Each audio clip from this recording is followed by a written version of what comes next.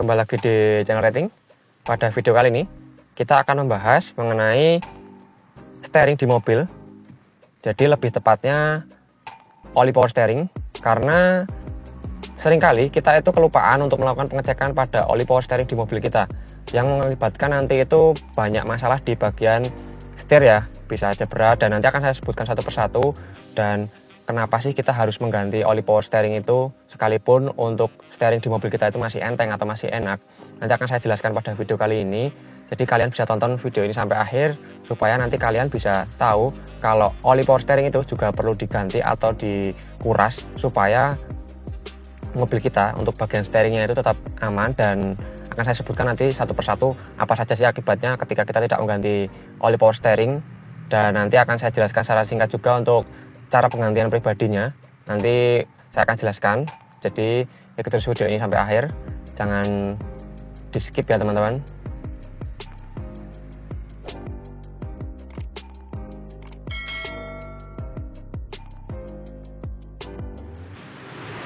Oke, di sini saya akan perlihatkan untuk lubang pengisian cairan power steering. Jadi di sini bisa kalian lihat ya, di sini di mobil saya sebelah sini untuk power steering fluid atau cairan power steering, dan kita bisa lihat untuk di dalamnya, bisa dilihat ya di sini teman-teman.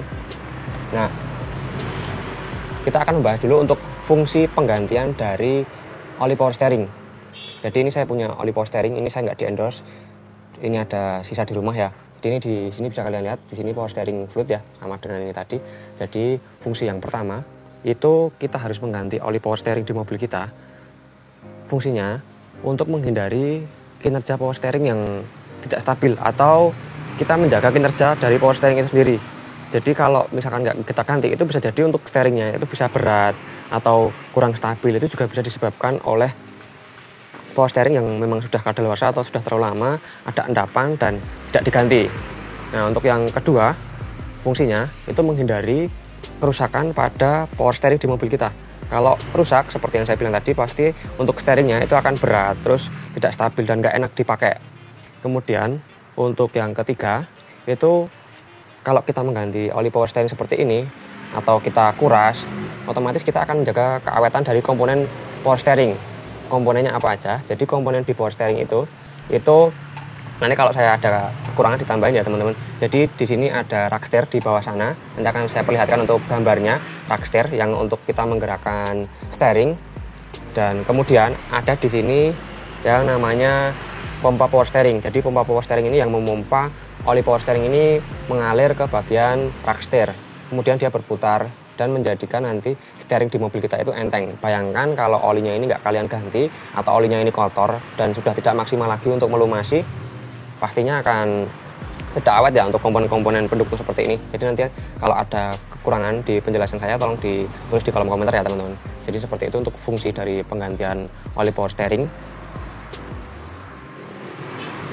Oke, jadi kalian sebelum melakukan penggantian, kalian bisa melakukan pengecekan dulu untuk oli power steering mobil kalian itu apakah masih dalam batas normal atau enggak, atau berkurang. Kalau berkurang biasanya terjadi kebocoran pada komponen-komponennya, seperti untuk pompanya seperti ini, atau di bagian rack steer sana itu juga bisa.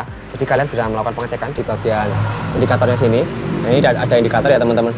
Di mobil saya ini ada di bagian sini. Ini karena sudah lama sekali tidak saya tambah, jadi ini normal ya. Mungkin hampir 2 tahunan lebih itu tidak saya tambah dan posisinya masih segini terus. Jadi bisa kalian lihat di sini ya, ini masih aman, tinggal saya tambah sedikit nanti sudah ke level maksimal. Jadi kalian harus menjaga untuk oli power steering ini supaya di level maksimal terus, untuk menghindari kinerja dari power steering yang kurang maksimal. Jadi untuk penjelasan singkat dari cara penggantian oli power steering ini sebenarnya cukup mudah ya, bisa kita lakukan di rumah dengan cara flashing sendiri. Tapi kita harus menyiapkan oli power steering seperti ini. Nanti mereknya apa saja ya, ini saya nggak di endorse oleh merek ini, kebetulan ada merek ini aja di rumah. Jadi untuk oli power steering silahkan kalian sesuaikan sendiri dengan kebutuhan kalian, bisa menggunakan merek apa saja yang menurut kalian itu bagus ya.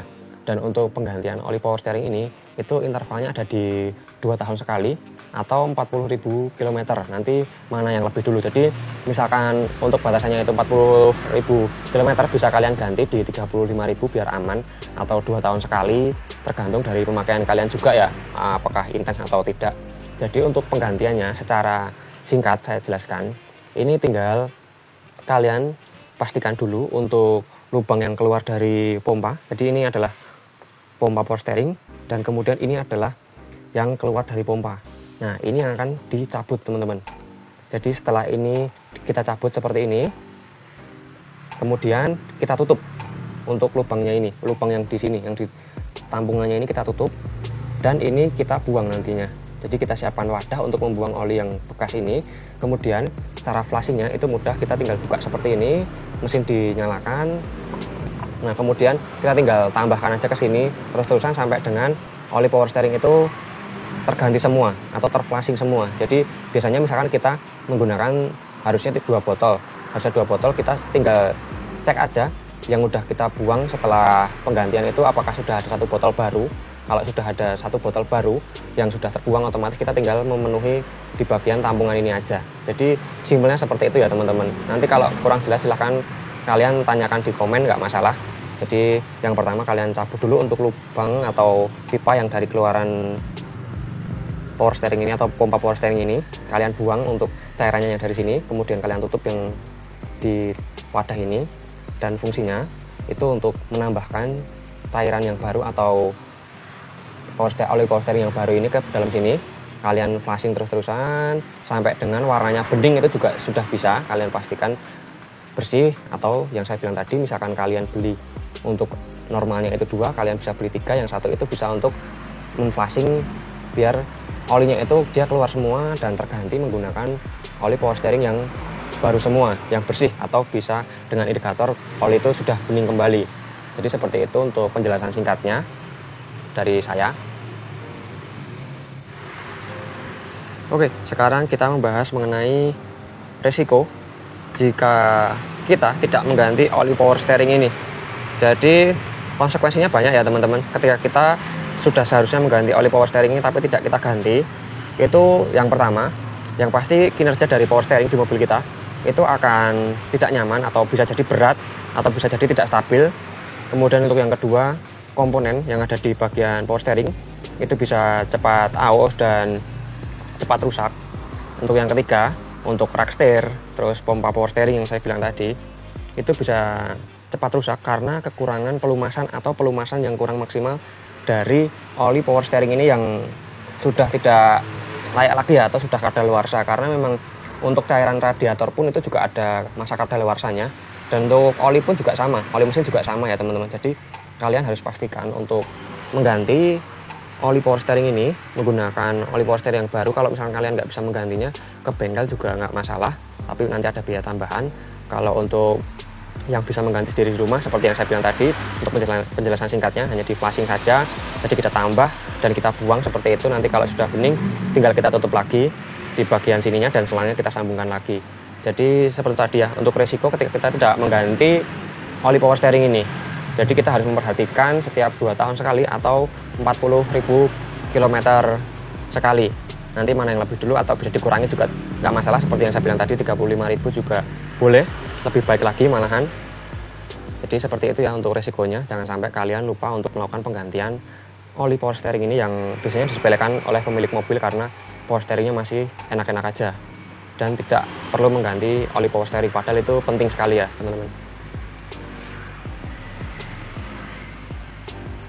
Oke, jadi kesimpulannya pada video kali ini, kita itu wajib melakukan penggantian oli power steering seperti ini dengan interval yang saya bilang tadi, 2 tahun sekali atau 40.000 km sekali. Mana yang lebih dulu, dikurangi juga nggak masalah, supaya kinerja dari power steering di mobil kita tetap terjaga. Untuk pompa power steering tetap aman, rack steer aman, dan steering tetap enak ya, tidak berat. Dan saya sarankan kalian bisa menggunakan oli power steering seperti ini dengan spek yang sesuai dengan mobil kalian, atau yang sekiranya menurut kalian mereknya itu bagus. Jadi saya tidak terpaku di merek ini karena saya nggak di endorse. Ini saya memang punya di rumah. Jadi untuk oli power steering seperti ini ya teman-teman, kalian pastikan dari merek yang ternama dan bagus supaya kinerja dari power steering di mobil kalian terjaga dan tidak terjadi keausan di bagian komponen power steering yang nantinya menyebabkan ketidaknyamanan ketika kita berkendara. Jadi mungkin sekian video dari saya. Terima kasih sudah menonton, semoga video ini bermanfaat.